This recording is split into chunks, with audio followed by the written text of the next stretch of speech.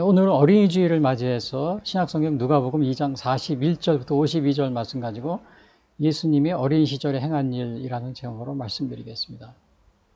예수님은 태어나시자마자 이렇게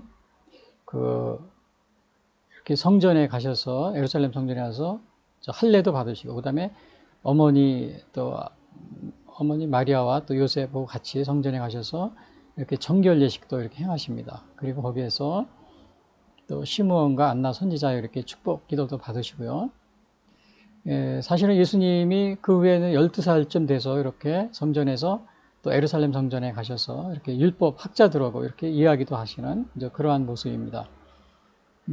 여기 많은 이렇게 사람들이 나이 든 사람이 있는데 그 중에 예수님이 이렇게 12살이면 아마 이렇게 어린 소년 그런 나이입니다. 그런데도 이렇게 나이가 든 이렇게 많은 율법 학자들하고 이렇게 아무런 대화하는데 어려움이 없이 이렇게 이야기를 나누는 그러한 것이 오늘 여기 성경에 나와 있습니다. 예수님이 이렇게 나사렛에서 이렇게 자주 예루살렘 성전에 올라가셨는데, 여기 보시면은 여기가 이제 예루살렘이잖아요. 그리고 나사렛은 여기입니다. 여기 나사렛. 그러니까 이게 그래도 가까운 거리가 아닙니다. 이게 가까운 거리는 아닌데요.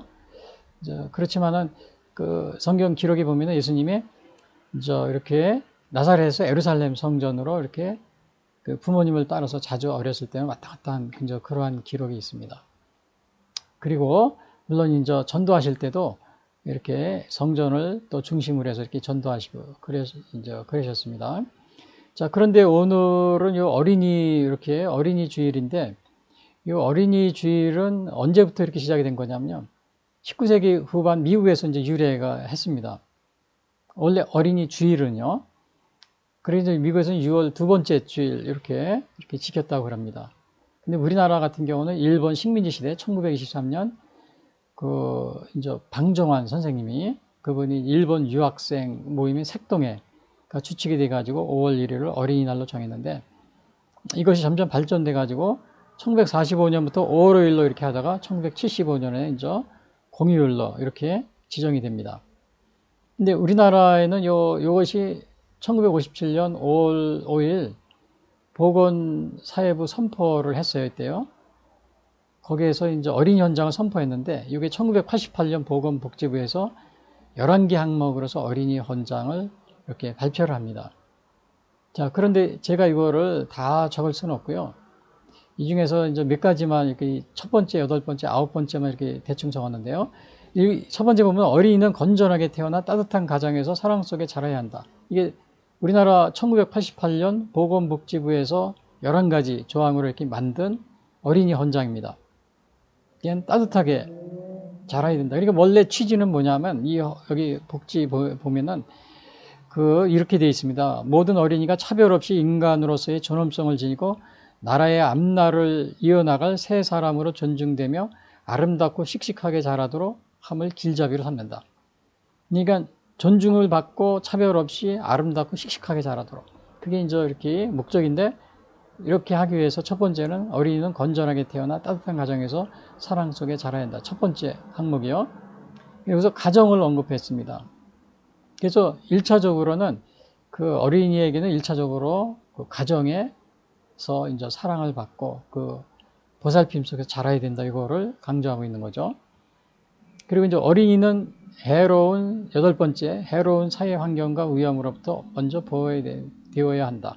그리고 아홉 번째는 어린이는 학대를 받거나 버림을 당해서는 안 되고 나쁜 일과 힘겨운 노동에 이용되지 말아야 한다. 그래서 이러한 것들이 제가 11가지인데 다 쓸 수는 없고요. 여기서 보면은 따뜻한 가정에서 자라야 된다. 그러니까 오늘날 보면은 이 가정이 결국은 아이들 키우는데 1차적으로는 부모에게 가정이 책임이 있는 겁니다. 근데 요즘에 보면은 이 차별금지법이 통과된 유럽이나 미국 같은 데 보면은, 캐나다 이런 데 보면은 부모의 동의도 없이, 부모가 알지도 못하는 사이에 차별금지법이 통과돼 가지고 남자가, 자기 아이가 어느 날 갑자기 왔는데 생활기록부를 보니까 자기 아이가 남자인데 여자아이로 기록이 되어 있답니다. 학교에서 알려진 것도 아니에요. 학교에서 부모한테 알리지도 않고 아이가 이렇게 상담을 했는데 여자 같다고 그래가지고 여자를 만든 거예요. 근데 그 결과를 부모에게 통보도 안 하고, 또 심지어는 뭐 성전환까지도 하라고 그러고, 또 성전환해도 이렇게 반대하지 못하게 하고 부모가요. 근데 여러분 여기서 우리 1조에 보면 어린이는 건전하게 태어나 따뜻한 가정에서 사랑 속에 자라야 한다. 가정이 우선 1차적으로 이렇게 되어 있습니다. 1차적으로 뭐 학교의 선생님이 물론 교육을 가르치지만 그것은 부수적인 겁니다. 그런데 오늘날은 많은 학교에서 뭐 철근집이 통과된 서구나 이런 데서 보면은 뭐 아이들을 그냥 남자인데 어느 날 생활기록부를 학교에서 이렇게 보내서 받아보니까 남자아이가 여자로 돼 있어요. 학교에서 여자 같다고 그래서 여자로 바꾸는 거래요. 부모한테 알리지도 않고. 그런 게 이제 비일비재하고, 또 심지어는 요즘에 아이들에게 뭐 성호르몬을 막 주입하고 막 그런 건데도 부모 동의도 안 받고 막 하는 그런 데가 많이 있습니다. 그거를 부모가 말리면은 막 부모를 고소하고 고발하고 뭐 이렇게 오히려 처벌하고 벌금을 내리는 이상한 그러한 사회가 됐어요. 그래서 우리가 어린이날을 맞이해서 어린이는 따뜻한 가정에서 1차적인 책임이 있다. 이것을 우리가 꼭 명심해야 됩니다. 그래, 그 다음에 9번에 보면 이용되지 말아야 된다고 그랬어요. 어린이들은 잘 모릅니다. 그러니까 이용당하기 쉽습니다. 범죄에 이용당하기 쉬워요. 그리고 또 물론 어린이는 아니지만 우리 학생들도 아직 미성년자라고 그러잖아요. 중고등학생 학생들도. 얼마 전에 우리 4월 19일 그 학생의거가 있었는데 학생혁명일이라고 그러잖아요. 4.19 혁명일.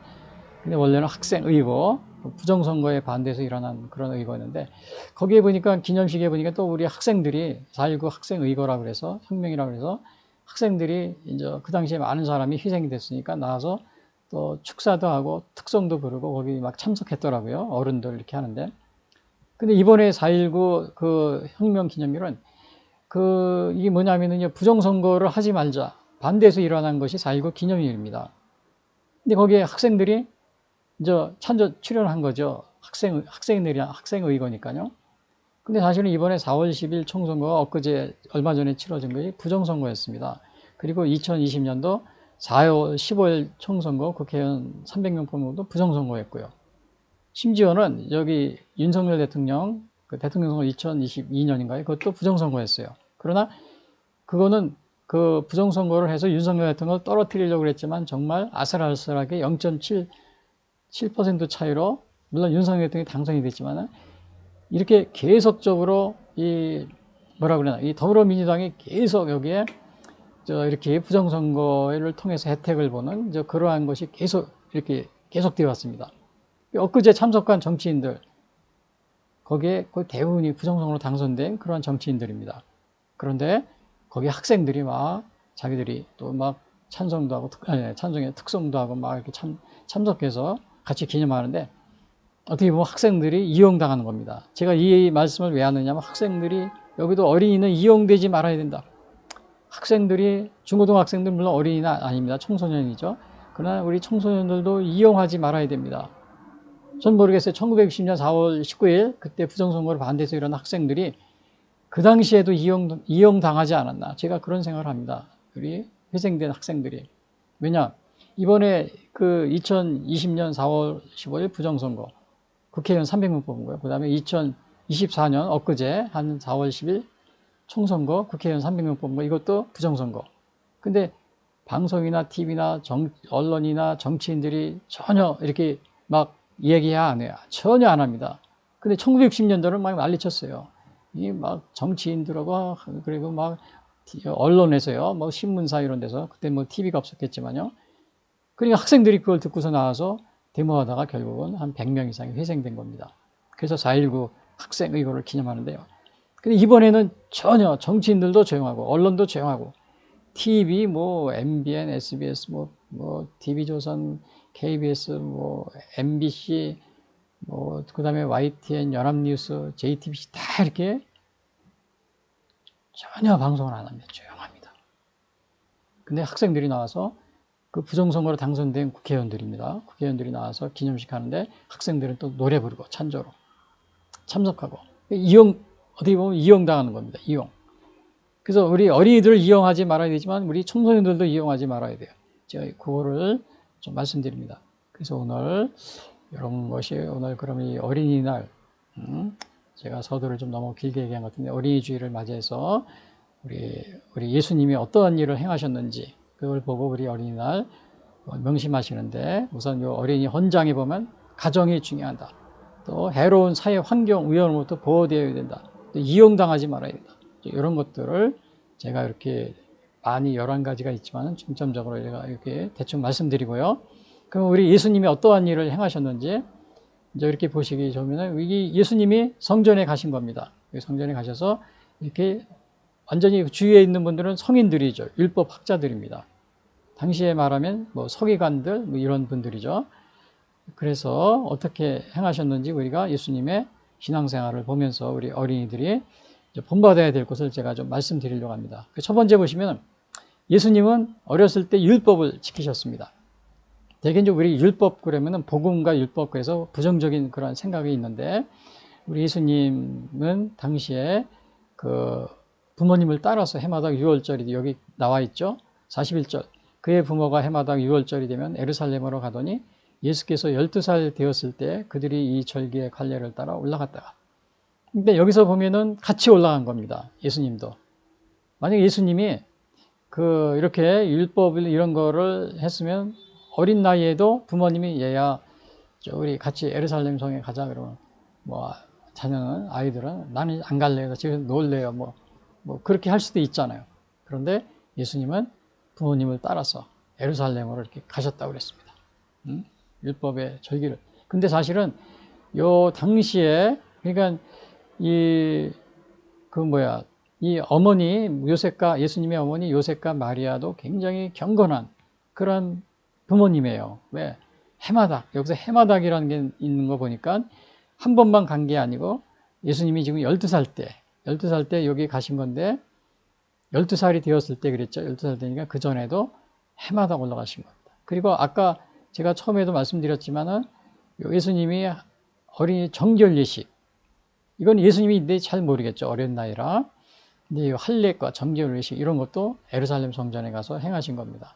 그래서 예수님은 이렇게 그 부모님을 따라서 성전을 자주 갔다. 결국은 가서 이렇게 예수님이 이제 율법을 지키신 겁니다.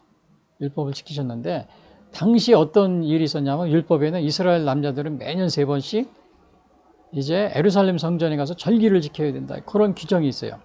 신명기 16장 16절이요. 여기 보시면은 너희 가운데 모든 남자는 1년에 3번 그 무교절과 칠칠절과 초막절에 네 하나님 여호와께서 택하신 곳에서 여호와를 배웁되 빈손으로 여호와를 배웁지 말고.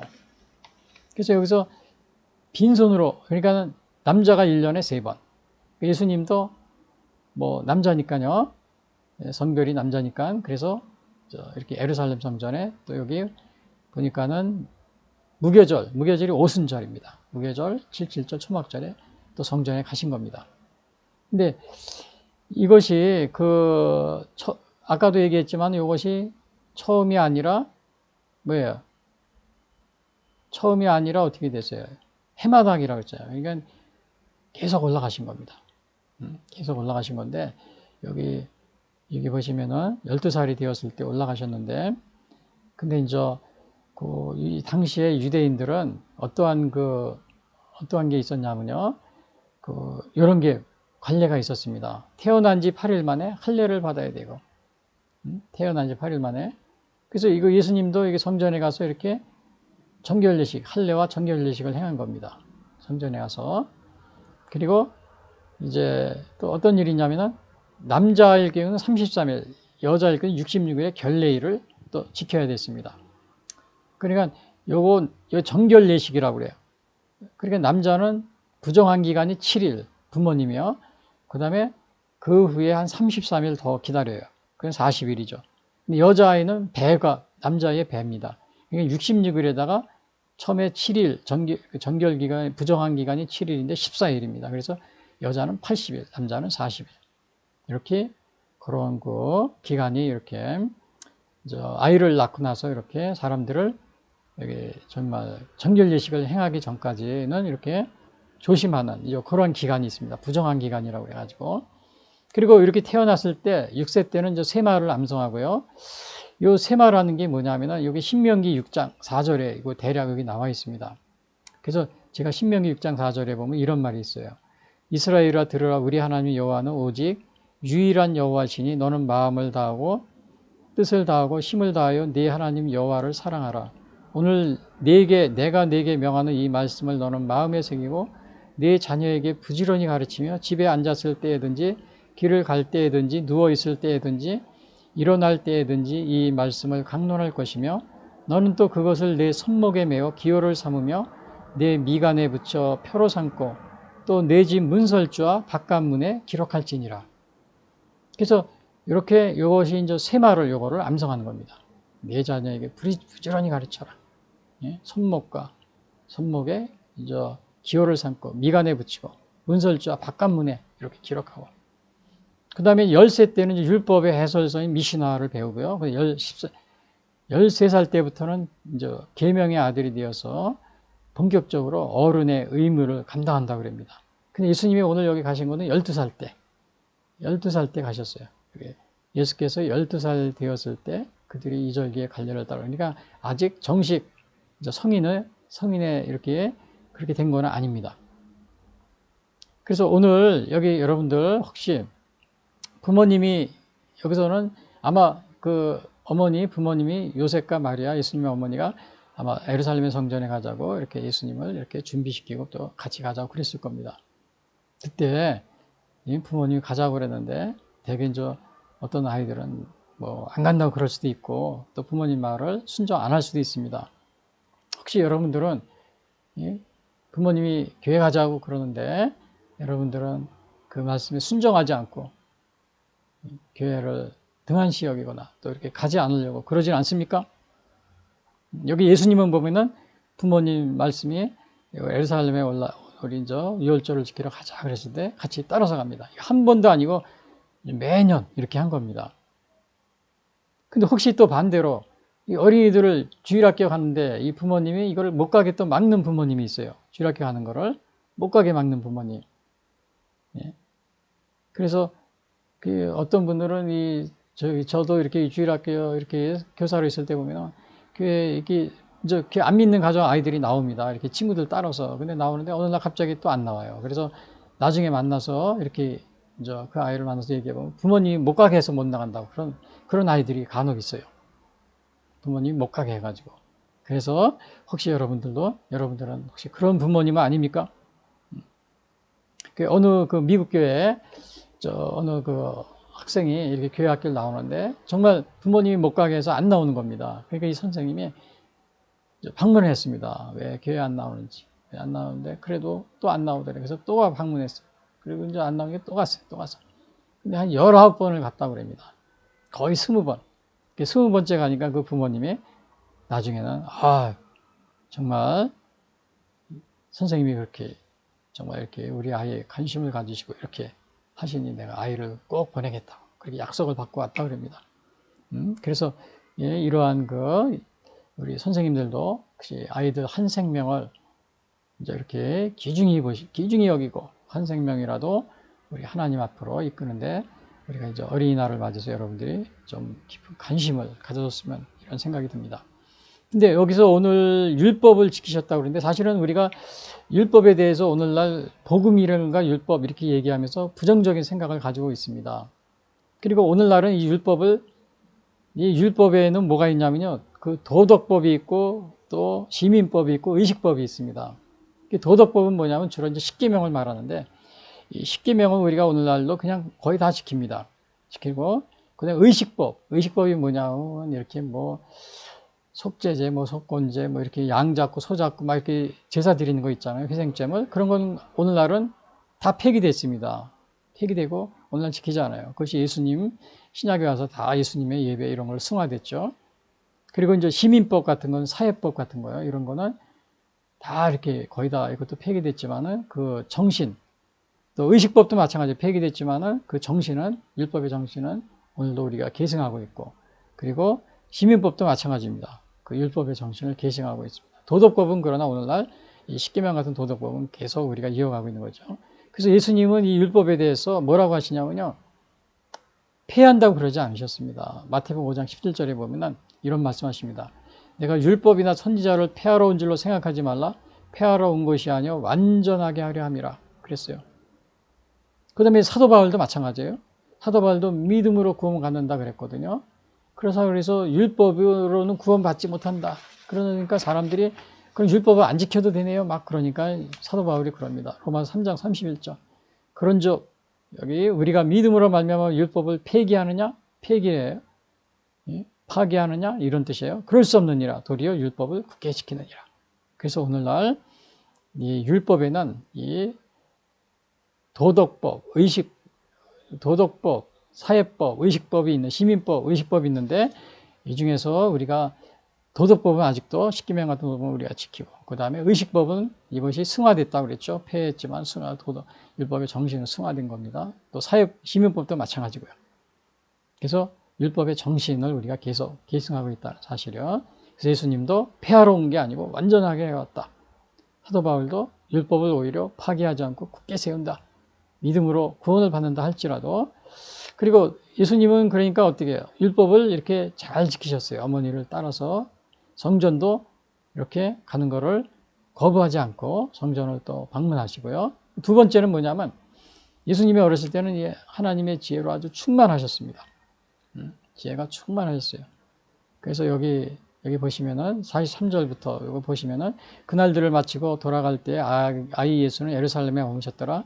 그 부모는 이를 알지 못하고 동행 중에 있는 줄로 생각하고 하룻길을 간 후 친족과 아는 자 중에서 찾되 만나지 못하며 찾으면서 예루살렘에 돌아갔더니 사흘 후에 성전에서 만난즉 그가 선생들 중에 앉으사 그들에게 듣기도 하시며 묻기도 하시니 요게 그 다음에 만약에 뭐냐면요 듣는 자가 다 그 지혜와 대답을 놀랍게 여기더라.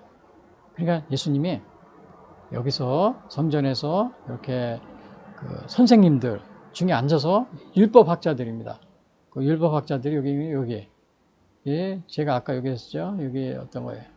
율법학자들, 선생님들 사이에서 앉아서 이렇게 듣기도 하고 대답도 하는데 그 지혜에 어떻게 한다고 그랬어요?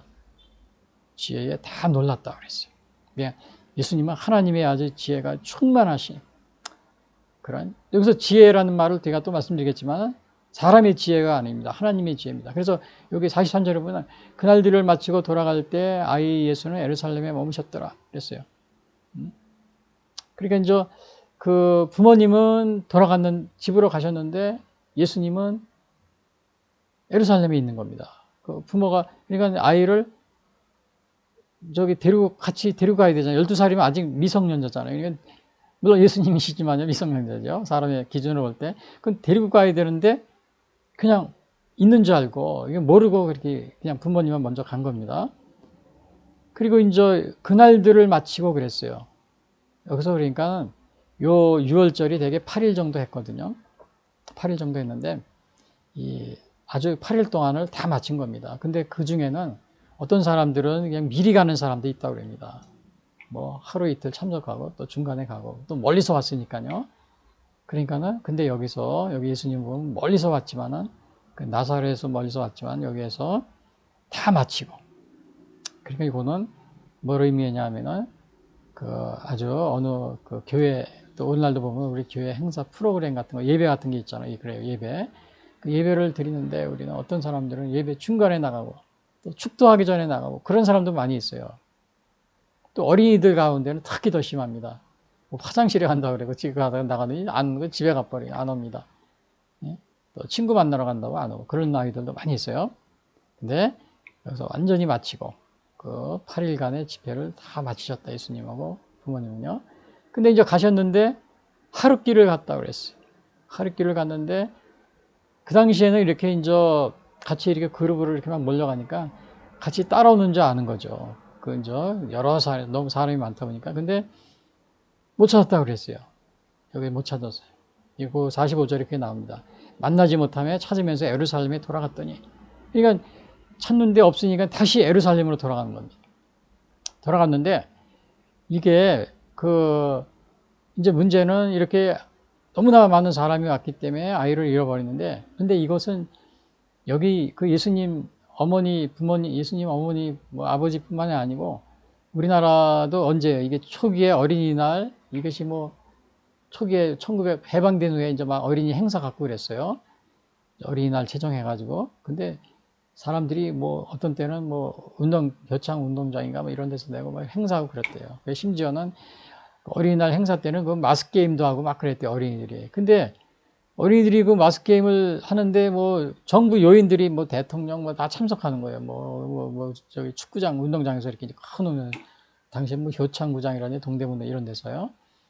근데 이제 그런 데서 하니까는 어린이들이 그거를 대통령이나 아니면 그 위에 사람들이 잘 보이려고 하고 그냥 몇 개월 전부터 훈련한답니다.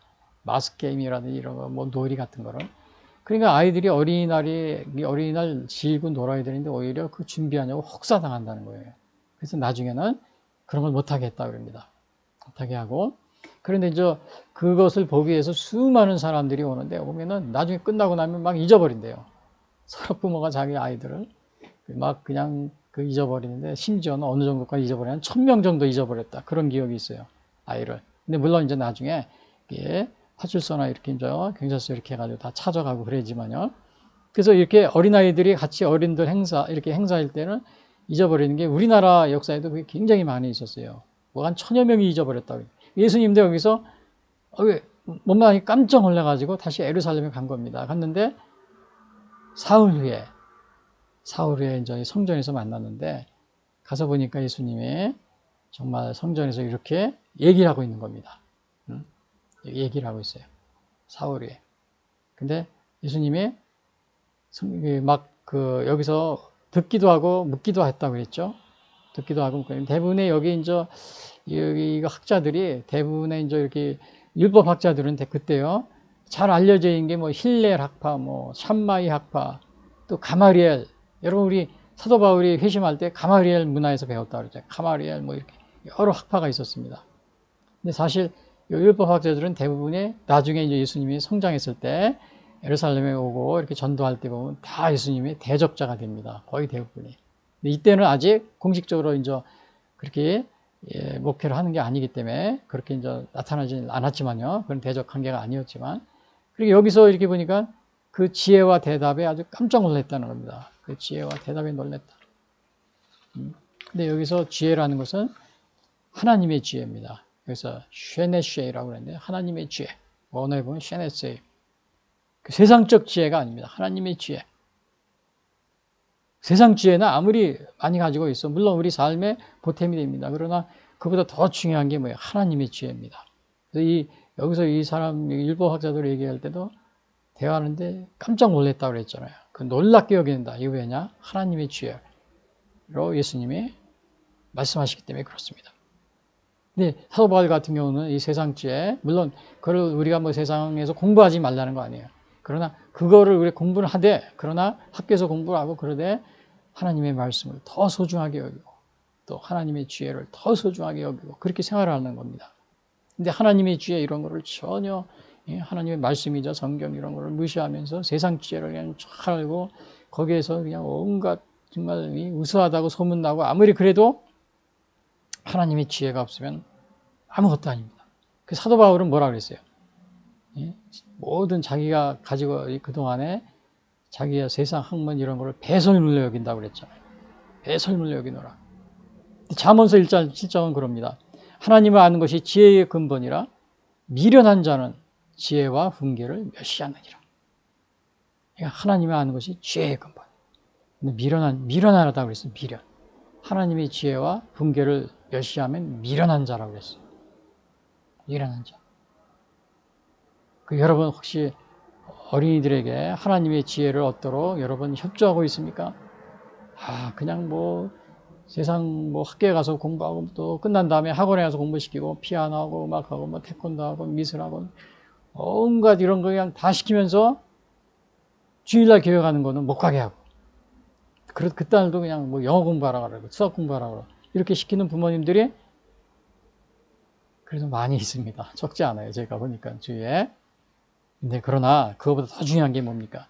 하나님의 지혜를 배우게 하는 겁니다. 하나님을 아는 것이 지혜의 근본이라 그랬어요. 잠언서 1장 7절. 미련한 자는 지혜와 훈계를 멸시하느니라. 그래서 그 자녀들이 이 교회를 못 가게 막거나 또 이렇게 정말 이렇게 하는 것은 뭐예요? 어리석은 겁니다. 어리석은 거예요. 미련한 사람이 미련함. 부모가 그거는 미련한 부모예요. 근데 오늘날 보면은 미련한 부모도 뭐 그런 분도 있지만은 미련한 국가도 있어요. 대표적인 게 저 중국 공산당. 공산당 중에는 종교 가진 사람은 뭐 기독교, 불교 이런 것은 다 회원이 못 되게 합니다. 공산당원이 못 되게 하고 또 얼마 전에 법을 통과시켰는데 젊은 어린 학생들이 18살 이전에 교회를 다니거나 또 성경 공부를 하거나 그러면 처벌을 하는 그런 법을 통과시켰습니다. 그러니까 그 중공의 그 지금 젊은이들은 어떻게 잘하는 겁니까? 다 세상지혜 그냥 그런 것만 가지고 배우고 잘하는 겁니다. 그리고 그거는 성경이 뭐라 그랬어요? 하나님의 아는 것을 잠언서에서 지혜의 근본이라 미련한 자는 지혜와 훈계를 미련한 겁니다. 이 얼마나 지금 미련한지 중공도 그렇지 북한도 그렇죠. 얼마나 미련한 겁니까? 또 공산국가 대부분이 그렇습니다. 베트남, 라오스 이렇게 하면서 그냥 우리가 그래서 이제 그것이 어떻게 나타나느냐? 미국 같은 데 가면 이제 중국 유학생들이 많이 이렇게 또 일본 유학생, 한국 유학생, 미국의 인류 대학에서요. 좋은 대학에 이렇게 공부하면 같이 배우는데 그때 말하는 거 보면은 이렇게 하나님을 모르고 이렇게 잘한 이러한 사람들이 유학 와서 얘기하는 거 보면 너무 이상하다는 게 많다는 겁니다. 너무 이상하다는 게 많은 게 금방 표가 안 돼요. 그래서 우리가 이렇게 하나님의 지혜. 여기서 예수님은 뭐야?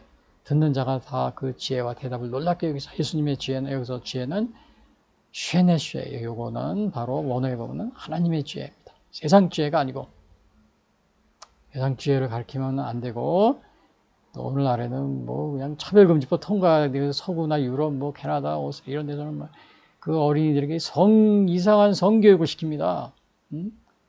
뭐 남자와 여자가 똑같다느니 뭐 자기가 성을 선택 이러한 교육을 그런 교육을 시키고 뭐 호르몬 주사 맞으라고 막 이렇게 강요하고 다 아이를 망치는 이러한 법들이 오늘날은 정말 이 아이를 위하는 것이 아니고 아이에게 해를 가하는 그런 세상이 되어버렸어요. 여러분 우리 어린이날 여러분들이 이걸 바르게 인식하시기 바랍니다. 세 번째는 뭐냐? 예수님은 하나님의 아들이심을 인지하셨다. 물론 예수님은 어린 아이지만 하나님의 아들로 이 땅에 오신 거예요. 그런데 그를 이 나이에 이미 예수님이 알고 계셨다는 겁니다. 그래서 48절에서 이 50절을 보면 이렇게 말씀하십니다. 여기서 보면 그의 부모가 보고 놀라며 그의 어머니는 이르되 아이야 어찌하여 이렇게 하였느냐? 보라 네 아버지와 내가 근심하여 너를 찾았노라. 예수께서 이르시되 어찌하여 나를 찾으셨나이까? 내가 아버지 집에 있어야 될 줄을 알지 못하셨나이까? 하시니 그 부모가 그가 하신 말씀을 깨닫지 못하더라.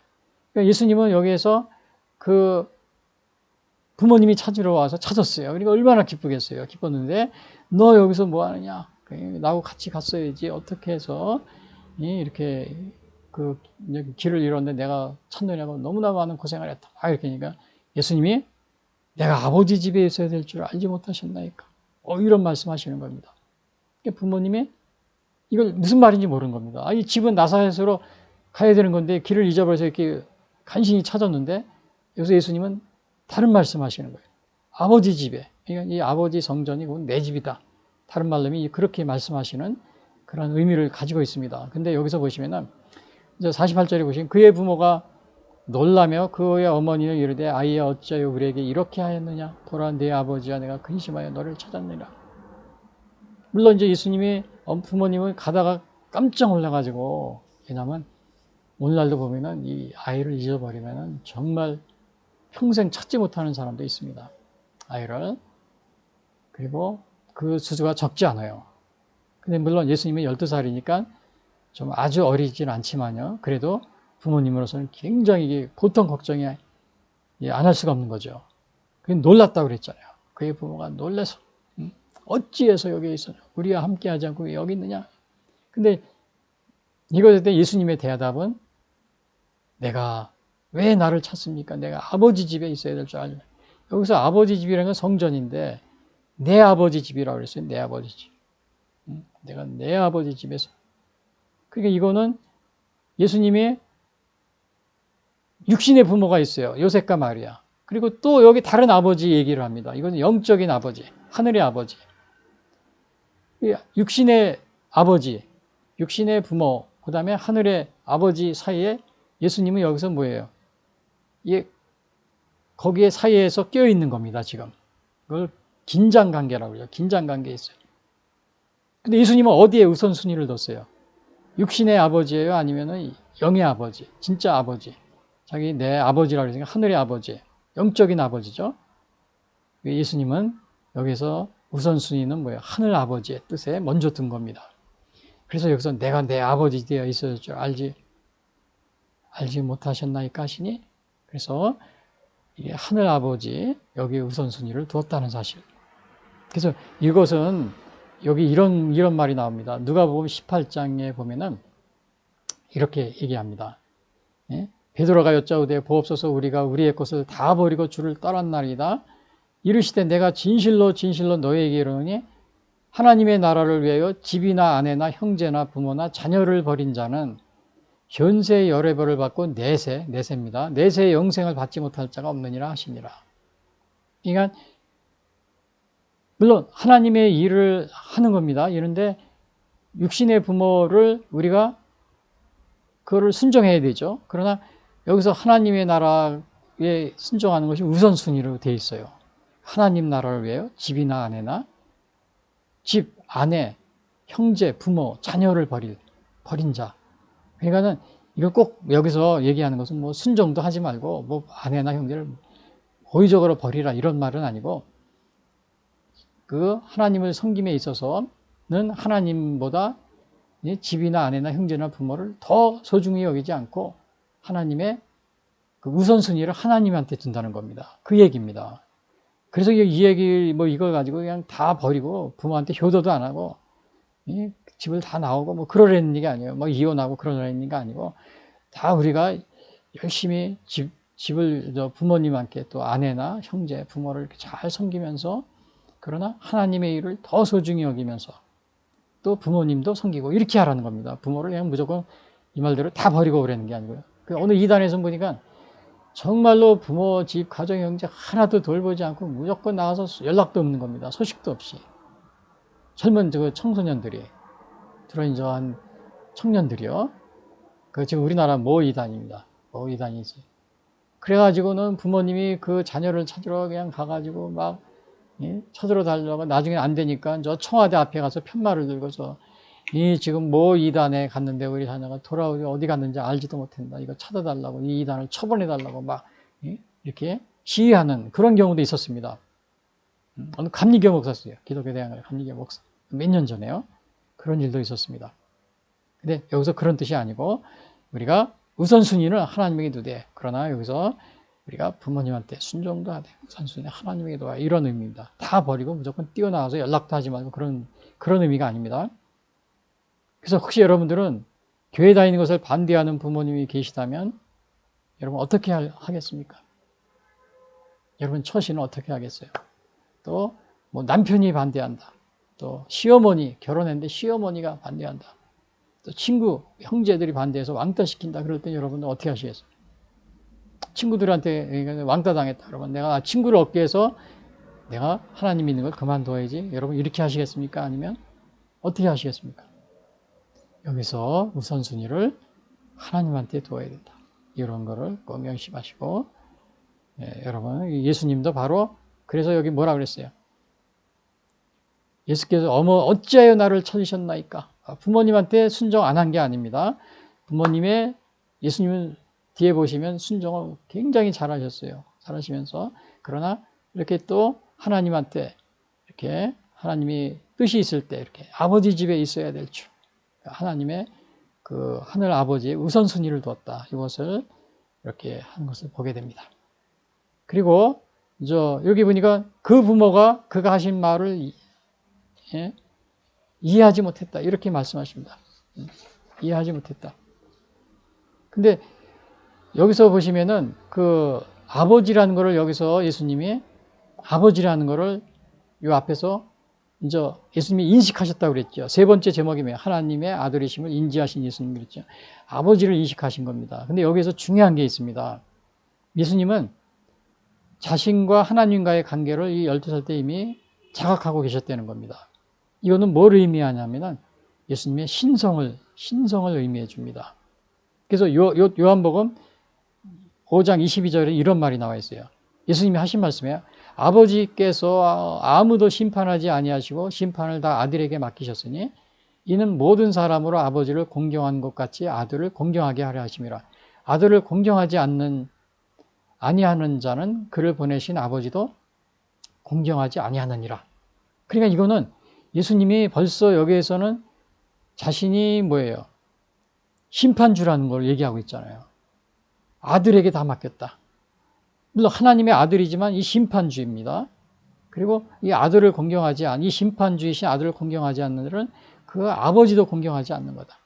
그러니까 이미 예수님은 이 어린 나이에 이렇게 그 하나님을 이렇게 아버지로 이렇게 알고 있었지만 나중에 이렇게 선교하실 때 보면은 이렇게 또 요한복음에서 심판까지도 다 예수님이 하신다. 아버지가 이걸 다 맡기신다. 그러니까 이거는 예수님의 하나님과 동등하신 그러한 하나님의 아들이지만 하나님과 동등하신 신성을 가지고 있다는 걸 여기 증거하고 있습니다. 여러분, 사람이 심판을 할 수 있어요, 없어요? 하나님만이 하실 수 있습니다, 심판은. 근데 여기서 예수님이 뭐라고 그랬어요? 아버지께서 아무도 심판하지 아니하시고 심판을 다 아들에게 맡기셨다 그랬죠. 그래서 예수님은 바로 하나님 아들이지만 동시에 하나님 자신, 하나님의 신성을 지니신 동등하신 삼위일체라는 사실을 여기에서 이 말씀은 여기서 이렇게 얘기하고 있는 겁니다. 삼위일체라는 사실.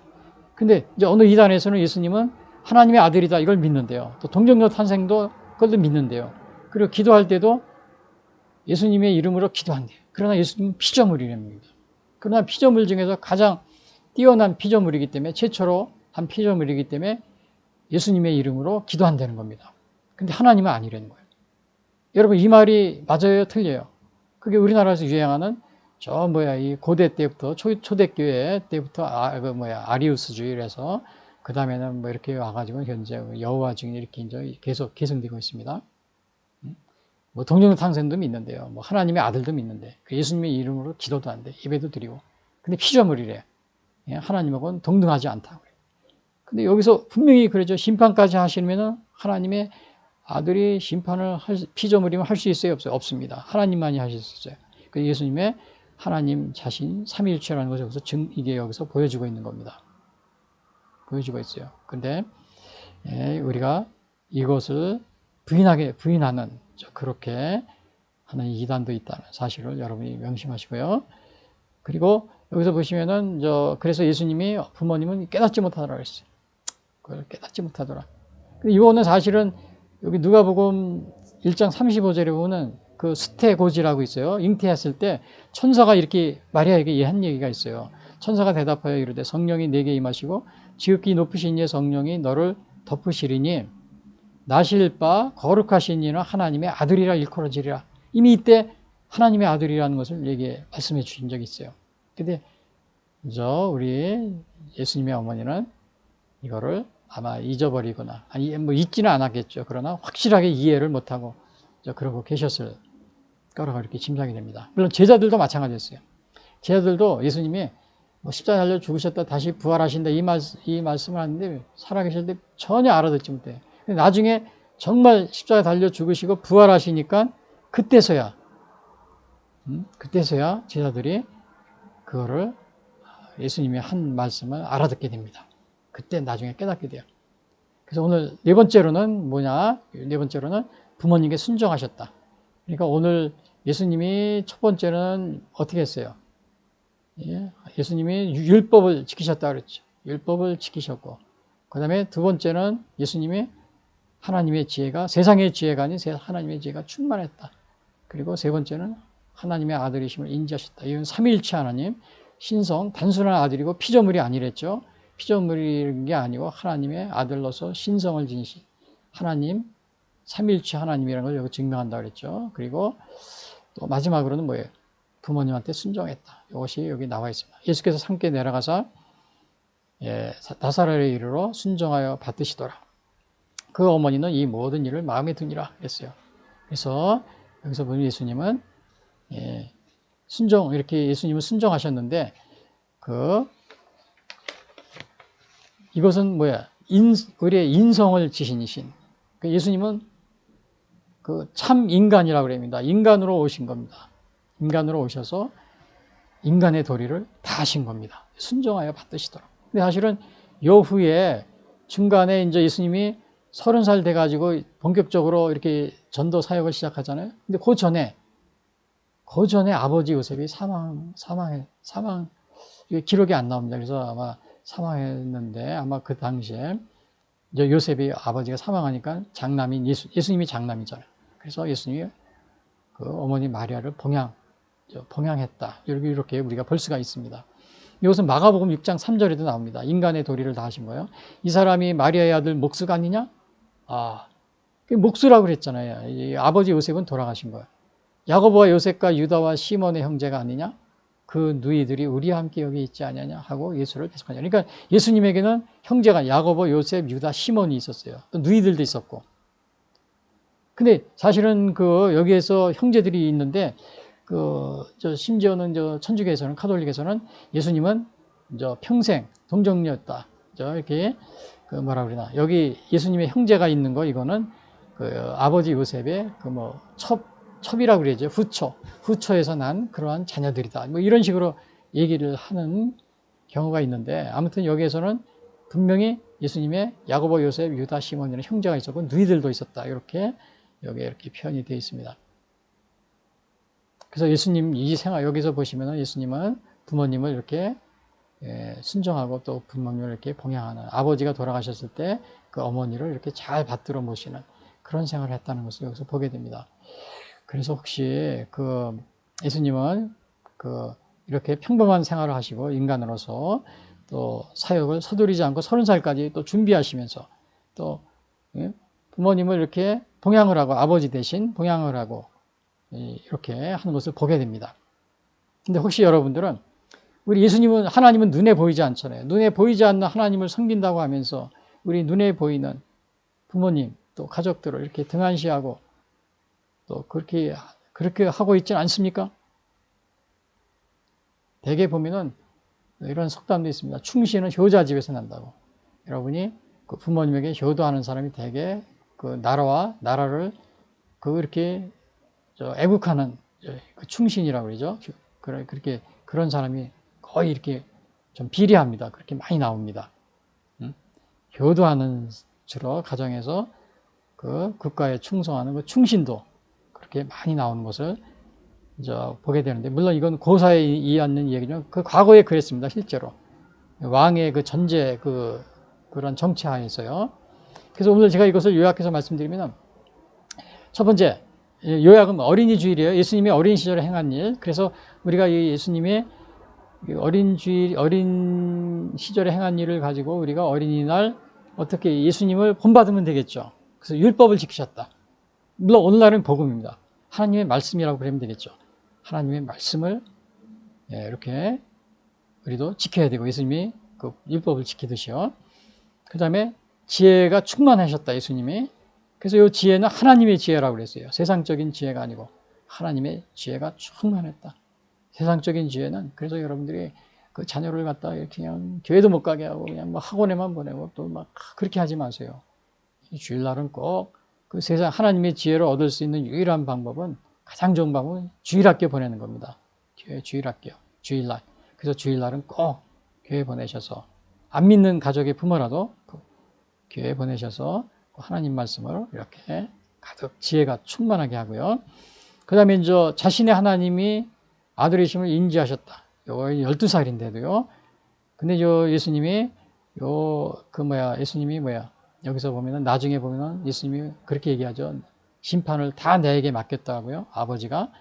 근데 심판을 맡겼다는 건 우리가 완전히 우리 하나님의 사역을 하는 겁니다. 하나님 외에는 누구든지 심판할 수 없어요. 죄를 용서할 수도 없어요. 피조물이면 할 수 없어요. 그래서 이거는 삼위일체 하나님, 신성, 참 신이신 것을 여기서 나타내주고 있죠. 예수님이 피조물이 아닙니다. 예수님이 하나님의 아들인 걸 믿는다고 그래요. 동정녀 탄생인 걸 믿는다고 그래요.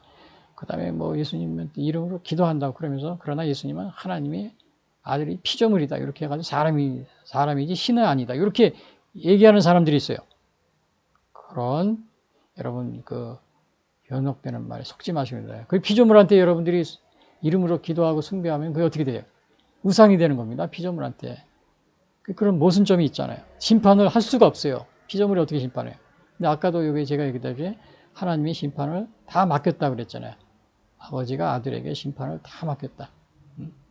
그래서 그 마지막에 네 번째는 부모님께 순종했다. 그래서 여러분들이 이렇게 어린이 주일에 이렇게 예수님이 하신 말씀을 잘 지키시고 또 하나님의 지혜로 충만하고 하나님의 아들이심을 또 우리 신성을 가지신 하나님이시라는 것을 이렇게 우리가 또 삼위일체 하나님을 꼭 예수님을 믿고 또 부모님께 순종한다. 이런 것을 우리가 어린이날 배워야 될 줄 압니다. 결론적으로 말씀드리면 예수님은 어머니 마리아와 아버지 요셉 밑에 자라면서 율법을 준수하고 성전을 사랑하고 부모님께 순종하셨다. 어린이날을 맞이하면서 의로는 하나님을 사랑하며 말씀을 배워 하나님의 지혜를 얻고 육신의 부모님께 순종하며 섬기는 삶을 살자. 이게 아주 우리 어린이날 예수님이 하신 걸 그대로 우리가 따라서 하면 됩니다. 근데 우리 여기 보면은 그 하나님의 말씀대로 살자. 지혜로 하나님의 지혜를 얻자고 그랬죠. 이거 가장 좋은 방법은 뭐라고 그랬어요? 주일학교. 매일 나갈 수는 없으니까 어린이들이요.